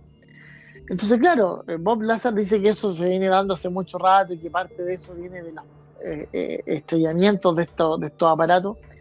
Pero ahí viene la otra parte que es un poco más bien ligada al tema racional. Es decir, y siendo muy franco, muy sincero, pongamos en el caso de que somos creyentes en los extraterrestres. Existen razas extraterrestres superiores, tecnológicamente hablando, avanzadamente, desde el punto de vista, no sé, espiritual, todo lo que quieras. ¿Tú crees que una nave que tenga la capacidad de viajar el tiempo-espacio, que tenga la capacidad de teletransportarse, de incluso jugar con lo que son la teoría de la relatividad, va a venir acá a caerse, aunque lo derriben sistemas de armas que en realidad, si lo comparamos con lo que incluso vemos en la Guerra de la Galaxia, son obsoletos? ¿O va a venir a secuestrar a una persona para meterle tubos por todas partes? ¿O va a venir a mutilar una vaca? Ya, esos absurdos dentro de lo que es la temática OVNI hacen dejar de lado todas esas, yo diría, especulaciones, porque son eso, basado en que la especulación puede ser una reflexión dialéctica que busca contribuir o ver contradicciones o contribuciones respecto a un tema determinado. La especulación en la ufología ha sido nefasta, porque todo lo que se basa en especulación por mucha gente es tomado como la verdad absoluta. Por ende, Lazar plantea ciertas cosas que pueden ser, y hablo con el verbo condicional, podrían ser absolutamente plausibles, pero hay otras que no cuadran en comparación con los tiempos, y ahí los detractores, y ustedes pueden buscar porque está lleno, dicen que hay de una u otra manera ciertas contradicciones, y al parecer él es una persona que estaría más bien ni siquiera influenciada, sino que contando una historia que nunca pasó.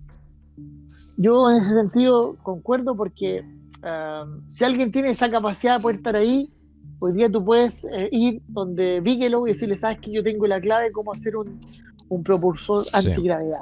Yo tengo la clave como... Entonces, eso no se da, eso no se ha dado. Y no tan solo pasa con Bob Lazar, pasa con los contactados y con muchos abducidos, claro, que te pueden contar una historia maravillosa, pero tú no tienes cómo demostrar que ellos en realidad saben cierta información que nosotros estamos todavía al debe para nuestro desarrollo y mejora tecnológica. Claro. Lo más raro de Bob Lazar, para terminar con ese tema, porque es importante tocarlo, es que tú no reclutas a un científico de la calle que acaba de terminar su carrera, ¿cierto?, universitaria, y no, con esto no estoy diciendo tampoco que no sea verdad la historia de él, pero lo raro es eso. Tú no reclutas un científico, ¿cierto?, que acaba de terminar la universidad para ir a trabajar un programa ultra secreto y lo subes al famoso 737 y después al bus y lo llevas allá a Área 51 de la nada. Entonces, ¿dónde está la compartimentalización? Hay una serie de protocolos que eso lo hace bien extraña la historia de él. Pero, mira, aquí nos queda tema para muchísimo. Nos quedan los últimos 10 minutos del programa. Últimos 10 minutos del programa, y me gustaría... se ha pasado muy rápido. Se ha pasado muy rápido, no hay tiempo ni espacio aquí. Muchos dicen que son seres simplemente interdimensionales, porque aquí siempre nos van a decir, faltó que hablaran de esto. pero no importa, vamos a hacer nuestro mejor esfuerzo. En este último tiempo me gustaría que nos pudieras hablar de tus libros, cómo la gente los puede encontrar, cuál crees tú que es la importancia de cada uno de ellos, cómo la gente los puede adquirir, porque son diferentes a lo mejor de otros libros de ufología que se han escrito. Y también me gustaría preguntarte a dónde crees qué significan los últimos fenómenos que hemos visto, sobre todo en la media, relacionados a todo este tema extraterrestre. ¿Tú te refieres a los últimos casos de Estados Unidos en febrero? Sí. ¿El derribo de 4 objetos? Estos supuestos derribos, claro, de estos objetos por CNN, prácticamente. Sí. O sea, si quieres parto por ahí y después termino con el libro. Me gustaría, sí. Estos casos, estamos hablando del 4 de febrero, 10, 11 y 12. Me llama la atención porque yo, desde el informe, hay un informe del Pentágono que ustedes lo pueden buscar, googlear, que es del 25 de junio del 2021. El informe UAP, que es un informe que, bueno, no quiero extenderme en ese sentido, pero ese informe fue una derivación de sucesos que partieron en el 2017 con un reportaje en New York Times, después se replica el 19, y el mismo 2019, en octubre, el Congreso de Estados Unidos le dispone al Pentágono a hacer un informe oficial, le da 20 meses para que haga un informe oficial sobre los fenómenos, o un informe preliminar, digamos, sobre fenómenos aéreos no identificados. Ese informe sale a la luz pública el 25 de junio, un informe de 9 páginas, que cuando uno lo analiza se da cuenta que la palabra UAP está escrita 95 veces. Por ende, cuando uno analiza o estudia lo que significa el lenguaje, que es muy importante esto, el lenguaje en cierto modo comparte significados, entrega naturaleza de ideas, conceptos, en cierto modo da toda una contextualización. Si en un informe de 9 páginas te dicen 95 veces la misma palabra es porque te están diciendo algo. Claro. Y en ese sentido hay que ser súper como analítico para darse cuenta que un informe que tiene solamente 10 puntos, los cuales los últimos 2 son apéndices, da, en cierto modo, claves sustanciales para lo que estamos conversando. O sea, primero que todo, para mí el punto 7 es clave. El OAP amenaza la seguridad de los vuelos y posiblemente la seguridad nacional. Ese para mí es la confirmación de lo que yo fui a exponer el 2007. Uh-huh. Por otro lado, cuando hablan de la seguridad de los vuelos, hay varios autores, varios investigadores que no son ufólogos, sino que son más bien vinculados al mundo del SMS, que es el Sistema de Seguridad Operacional Aeronáutico, que ya vienen trabajando los peligros y al mismo tiempo los riesgos, que es la evaluación y gestión de los peligros. Vienen dando a conocer de que los UAP siguen siendo una amenaza para el tráfico aéreo. ¿Por qué? Porque hoy día a nivel global tenemos 40 millones de operaciones al año, casi 50. Si uno lo divide en días, son más de 100 y tantas mil.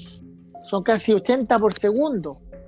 Entonces, con una saturación de estas características, que de aquí al 2030 se proyecta que se duplique, cuando se mete un aparato, un objeto, un avión no tripulado, un ovni, como quieran llamarlo, que no está supervisado por el control de tránsito aéreo, efectivamente es una situación de riesgo operacional, es un peligro para la nación, porque es algo que condiciona la pérdida de lo que significa la operatividad de una aeronave que está en una aerovía, por ejemplo. Claro, claro. Y eso hay que analizarlo desde el punto de vista de la evaluación de las consecuencias, a través de lo que es la probabilidad y la severidad.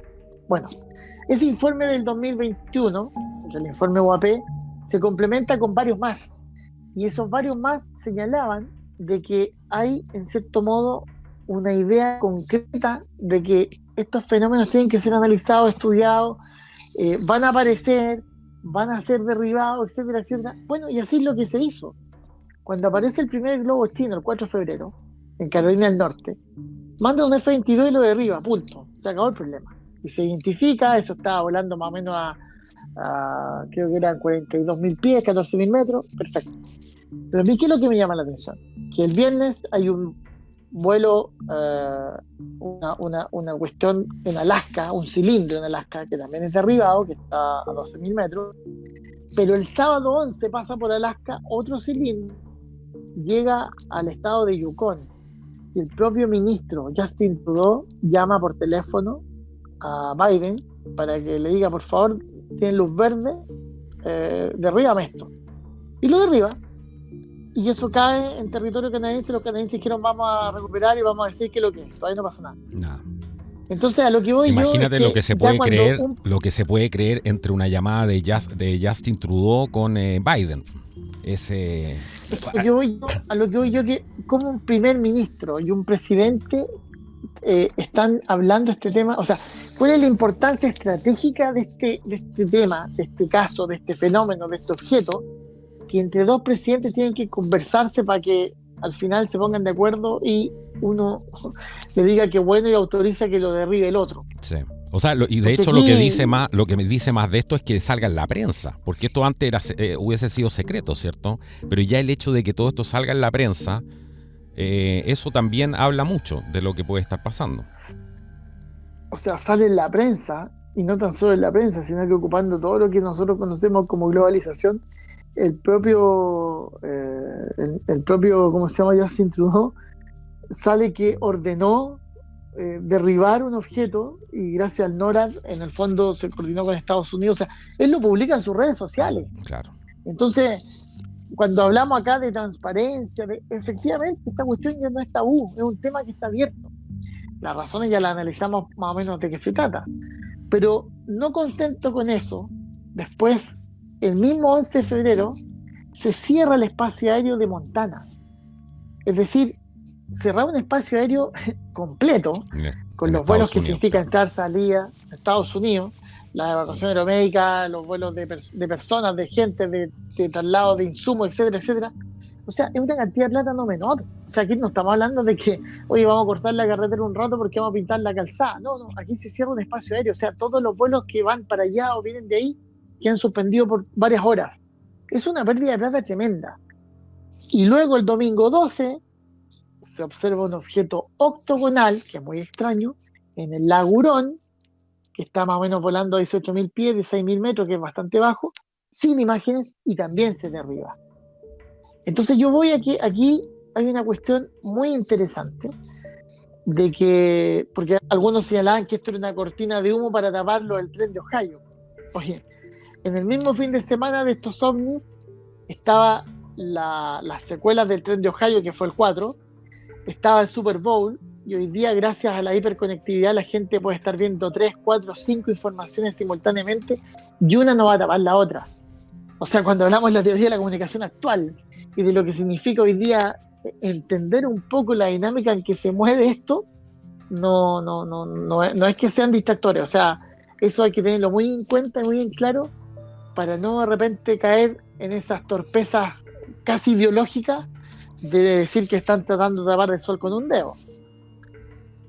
Claro, hablan ahí del Nord Stream, ¿cierto? Del tema del escándalo de Pfizer y lo que mencionaste tú recién. Ajá. Sí. ¿Tú crees que no pasó esos eso? Temas se siguen, no, porque se siguen discutiendo, siguen abiertos, siguen habiendo debates, siguen habiendo programas, entonces no. Y aunque la prensa haya dado mucho hincapié al tema de los UFOs, no así al tema de la explosión en Ohio, mi posición es que yo todavía no veo ningún ecologista ni estos tipos extremos haciendo un reclamo, encadenándose porque en Ohio explotó un tren con cloruro de vinilo. Entonces ahí no me cuadra esta posición tan ocultista, porque si fuera así, estarían ellos, todo este conglomerado o negociado que hay detrás del medio ambiente, haciendo gritos y alarde con respecto a este tema. Entonces no es una noticia que tapa a la otra, la verdad que no. Ahí yo creo que son cuestiones paralelas, que tienen caminos distintos, funciones distintas, y que afortunadamente hoy día, gracias a precisamente la digitalización y el fenómeno técnico de la globalización, podemos estar hablando de ellas sin problema, abiertamente, y ya la gente sabe que si no salen en los medios convencionales, van a internet, van a YouTube, ven los canales alternativos y se van a enterar igual. Claro. Ahí siempre es bueno hacer esa diferencia, ¿cierto? Porque mucha gente no sabe entre globalismo y globalización, que es muy, muy interesante esa diferencia y tienen que manejarla para no confundirse entre lo que es globalismo con la globalización. Correcto. Hablemos de, aquí hay Bueno, mucho. mis libros. Sí, eso, hablemos de tus libros, que eso me interesa para que la gente, aquí son ávidos consumidores de literatura aquí en el programa, así que estoy seguro que a muchos les va a gustar saber cuáles son tus libros, de qué se tratan brevemente y cómo poder adquirirlos. Bueno, el primero es Ufología Aeronáutica, que es un libro que salió en el 2010 y hoy día está reeditado por Reediciones Anómalas de España. Ustedes se meten a la página de Reediciones Anómalas y ellos tienen despacho para todo el mundo. Es un libro que está actualizado, porque esta edición de Reediciones Anómalas, que para mí yo me siento muy contento y orgulloso. Reediciones Anómalas es una editorial que se dedica precisamente a publicar o a reeditar clásicos de la ufología. Entonces, que este libro haya sido considerado ahí, con libros de Jack Vallée, de John Keel, yo estoy en éxtasis, porque puede que ellos sean los protagonistas de la obra de teatro, yo sea un actor secundario, casi el gallo que está atrás de, no sé, de tramoya, pero estoy en el mismo escenario, bajo las mismas luces, por lo tanto, eso es lo que a mí me tiene muy contento. Ese libro es un libro casuístico, netamente de caso aeronáutico, que hoy día ya vamos en los 28, donde además hace un análisis de los 3 videos que fueron expuestos por el Pentágono, el Nimitz del 2004, Gimbal y Go Fast del 2014, que los publicó el New York Times en 2017-2019, haciendo una suerte de reflexión más bien racional respecto a esos videos, los cuales tienen o podrían tener una explicación convencional, como también podría ser algo que no tiene explicación. Eso queda muy abierto. Se analizó el caso Manises, que es un caso también no menor, del 11 de noviembre del 79, un avión español, que ha sido como el caso donde los escépticos españoles han tratado de derribarlo de una forma brutal y no han podido, lo cual ha sido muy, muy bueno y muy interesante. Y mantiene los otros que fueron los originales, donde en cierto modo se comentan situaciones tan complejas como, por ejemplo, la noche de los ovnis de Brasil del 19 de mayo del 86, donde 5 aviones de combate, 2 F-5 y 3 Mirage salen en cierto modo, interceptar 21 objetos que están sobre todo el territorio sur de Brasil, y obliga a que el día siguiente el propio director de aeronáutica, el brigadier Octavio Moreira Lima, salga declarando de que salieron los aviones de combate, no tenían idea frente a qué estaban, y que lamentablemente no pudieron dar ninguna respuesta, porque no tiene explicación lo que ellos observaron y lo que sus pilotos se encontraron, lo cual es muy, muy interesante. Bueno, ese libro está en Reediciones Anómalas para que lo puedan pedir directamente en la página, se lo envían, vuelvo a insistir, a todo el mundo. Y los otros dos es Están Muertos, que ya algo conversamos, que este es el tomo 1, que es un trabajo literario que se divide en 2 tomos, este es el primero, y que tiene el propósito de hacer un análisis de la hipótesis extraterrestre dentro de lo que es el estudio de este fenómeno ovni. Aquí yo muestro ciertas efemérides y lo que es el nacimiento y desarrollo de un tema que vuelvo a insistir, se mantiene como en proceso de expiración. ¿Por qué? Porque la hipótesis extraterrestre yo no la descarto para los ovnis, pero la forma en que se trabajó y se incrustó en este fenómeno, yo creo que ya está obsoleta, ¿ya? Entonces, la verdad que este libro, en cierto modo, la versión impresa en Chile es a través de Editorial Digital, también lo pueden ver por Busca Libre, ahí está. Es un libro que está en su 3ª edición, que ha tenido una gran salida. Esto gracias a algunos amigos ufólogos que han sido lapidarios con mi libro, lo han tratado desde bodrio hasta lo que sea, porque simplemente yo hago un estudio más bien, diría sociológico más que histórico.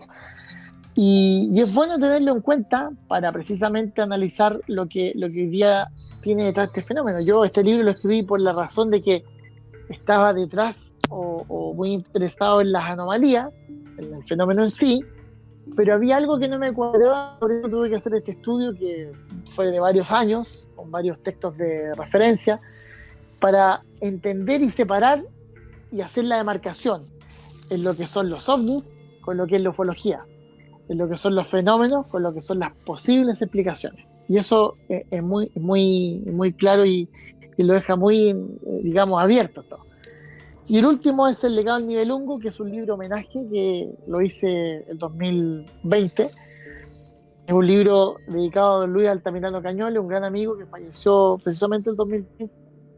Y es uno de los precursores de la ufología chilena, integrante de los primeros grupos de investigación, y que a todos los que investigaron este fenómeno en Chile desde la década del 70 en adelante, Altamirano se encargó de nutrirlos de información de manera absolutamente generosa, porque era un tipo que se dedicaba a recopilar casos en la Biblioteca Nacional, en el Archivo Nacional, y tenía reportes, yo creo que unos 3.000 y tantos, desde 1860 en adelante. Por lo tanto, las joyas que dejó Altamirano, los casos que él logró de una u otra manera dar a conocer, dieron pie para otras publicaciones, entre esas está su propio libro con Juan Guillermo Prado, que es Historia de la Ufología en Chile, un libro del 2009, que ojalá que Juan Guillermo lo pueda reeditar porque hay gente que lo está pidiendo.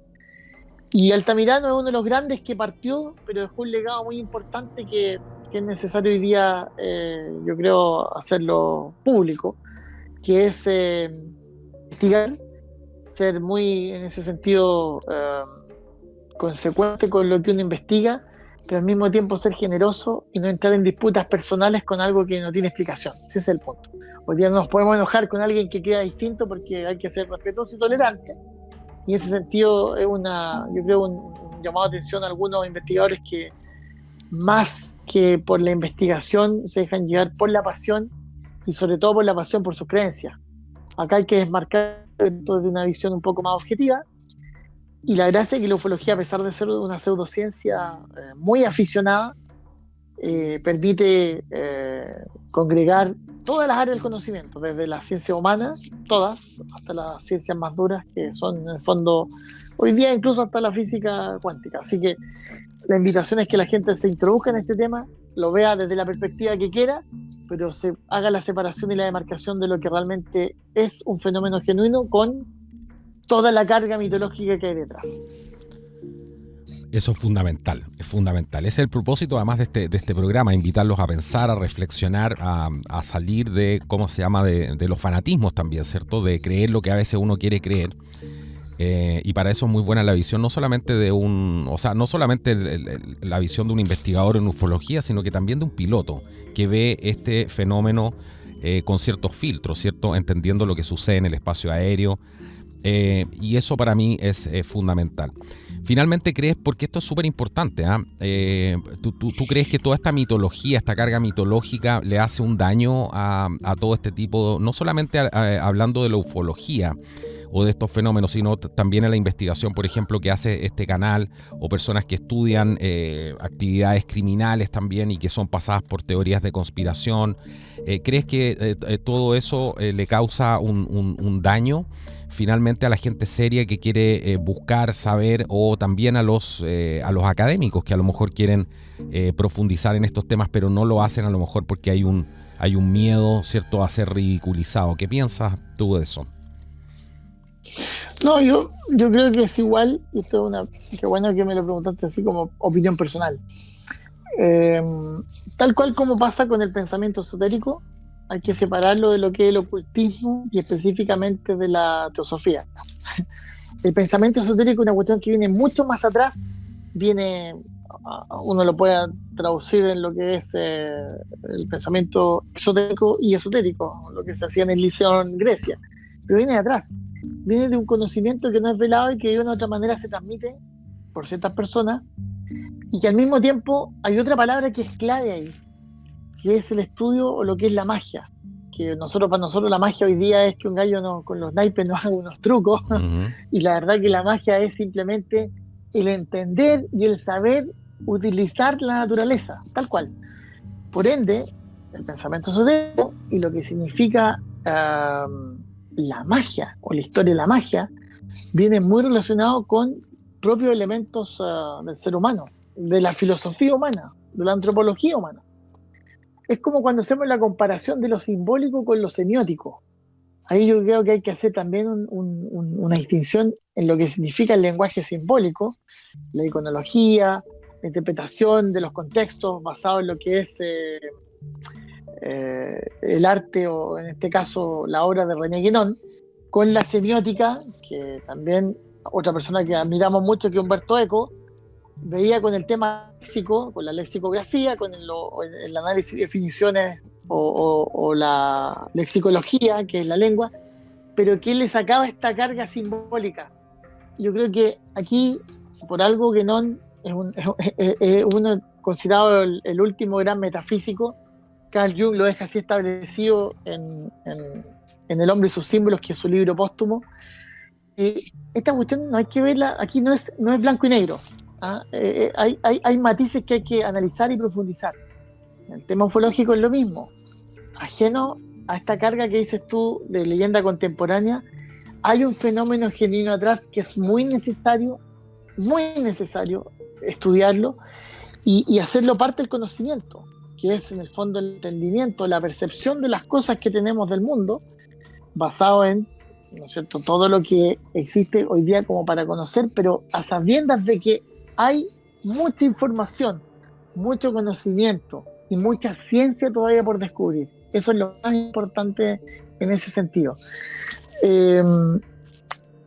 Por eso cuando la ufología hacemos la comparación de que es el símil de la teosofía con el pensamiento esotérico, la ufología es el símil con la ciencia en general, con la ciencia que abarca todos los componentes y todas las áreas del conocimiento. Hay que dejar de lado, yo diría, un poco las creencias, sustentarse las evidencias y ya sentarse a conversar seriamente en el mundo académico de que aquí hay una cuestión mucho más interesante y más profunda de la que nosotros imaginamos, y que incluso puede llegar más allá de nuestras fronteras de la realidad, pero eso tiene que ser analizado, discutido y comprobado. Bueno, justamente ese era el objetivo de hacer este programa, que yo creo que se ha cumplido, y mucha gente nos va a decir, estoy seguro de esto, porque este es un tema que tú sabes mejor que yo, las pasiones que despierta, así que la gente nos va a decir, te faltaron hablar de esto, de lo otro, que simplemente son demonios que vienen de otro, ¿cómo se llama?, de otra dimensión y todo. Bueno, en vez de decirnos que nos faltó hablar de tal cosa, pongan abajo en los comentarios a lo mejor qué les gustaría analizar a lo mejor para un próximo programa, porque estoy seguro, y dejo desde ya invitado, te dejo, Rodrigo, invitado a un próximo programa aquí, porque la verdad es que se me pasó volando el tiempo y hay muchísimas cosas donde nos podríamos haber derivado, y también hubiese sido muy muy interesante, pero aquí queda mucho paño que cortar, y te agradezco profundamente que hayas venido hoy día al canal, porque este era un tema que de alguna manera yo quería abrir, pero con con esta visión que ambos compartimos, en ese sentido de que tiene que haber un estudio aquí, una rigurosidad, y no es simplemente una cosa de realismo mágico para dejar eso de lado, ¿cierto? Y también el tema del New Age, bueno, y una serie de cosas más, ¿cierto? Toda esta fábula, y también la contaminación que tiene todo esto por el tema de que es un tema lucrativo, ¿cierto? Mucha gente gana mucho dinero con el tema de los ovnis, o con todo este tema. Entonces creo que todas esas cosas que hemos puesto en contexto hoy día son muy importantes para poder analizar esto y tratar de darle otra mirada. Así que te agradezco muchísimo que hayas venido hoy día aquí al programa, Rodrigo, y cuéntale a la gente dónde puede comprar tus libros, dónde están, porque les vamos a dejar los links abajo. Quiero que me los mandes, por favor, para poder dejar los links abajo para que puedan adquirir tus obras. Perfecto, yo te lo envío. Bueno, los pueden en Revisión Anómala directamente, que es una página de España, o en Busca Libre, ahí está Los extraterrestres muertos, Legado de Nibelungo, o búsquelo por Editorial Digital. Ya estamos próximos a sacar otro libro de ufología que sale en mayo a través de Editorial Digital, que es con 2 investigadores más, y espero este año culminar la obra de Los extraterrestres muertos, tomo 2, que viene todo lo que es específicamente la paleoastronáutica, que es un tema que hay que estudiar, y también hay que tirarse un piscinazo ahí. Entonces, esto, aparte del análisis crítico, sí o sí hay que desarrollarlo a tal punto de que se genere discusión. Yo soy el agradecido por la invitación, Carlos. La verdad que te lo había comentado previamente, ahora te lo digo con los micrófonos. Yo soy un seguidor del canal y escucho los programas y te felicito porque es una obra, efectivamente, Contracultura. Es un programa que culturiza y que ayuda a tener una visión distinta. Hoy día lo que se requiere es pensamiento crítico más que nunca. Sobre todo cuando hablamos de esa suerte como de estandarización de las personas, para homogeneizar no tan solo ideas, sino que formas de vida. Entonces es muy necesario hoy día de repente ir, no quiero decir contra la corriente, pero sí tener una visión un poco más totalizadora. A veces estando dentro del bosque nos miramos los árboles, entonces hay que mirar de afuera para tener una claridad, y en ese aspecto te felicito porque tu programa hace eso. La gente que te escucha es gente que obviamente está bajo esa misma premisa de repente hacer un alto y ver dónde estamos, para tratar de entender para dónde vamos. Así que muchas gracias, muy agradecido, y cuando gusten, a su entera disposición. Bueno, qué genial, ¿no? Yo te agradezco a ti, y eso es lo genial de este programa, porque a veces uno hace los programas, hace todo este trabajo y a veces quiere invitar a alguien, y muchas veces nos ha pasado que no. Yo también escucho el programa, así que eso es genial porque hay una cosa mucho más familiar, mucho más, estamos mucho más compenetrados, también se conocen los temas, así que agradecer no solamente a ti, sino que a todos los que hacen posible esto, y también a las personas que nos apoyan a través de Patreon, Flow, Buy Me a Coffee. Todas las alternativas para poder apoyar el programa, tanto en pesos chilenos como en dólares, están siempre en la descripción del video y en el primer comentario fijado. Estamos en una campaña Salvemos Contracultura, ya que todo este tema, lo que ha ido pasando durante el tiempo para los medios de comunicación independientes ha sido bastante complicado. Así que necesitamos tu apoyo. Estamos con un proyecto de un nuevo estudio. Todo eso lo vamos a seguir materializando, por supuesto, gracias al apoyo de ustedes. Y les recuerdo que pueden suscribirse a Contracultura desde 3.500 pesos mensuales o $5. ¿Cómo hacerlo? Bueno, revisa la descripción del video y lo vas a poder hacer. Están todas las alternativas para poder hacerlo. Les agradezco muchísimo su sintonía. Esto ha sido el podcast de Contracultura. Nos vemos en un próximo programa. Que sea hasta la próxima y que Dios los bendiga. Chao, chao.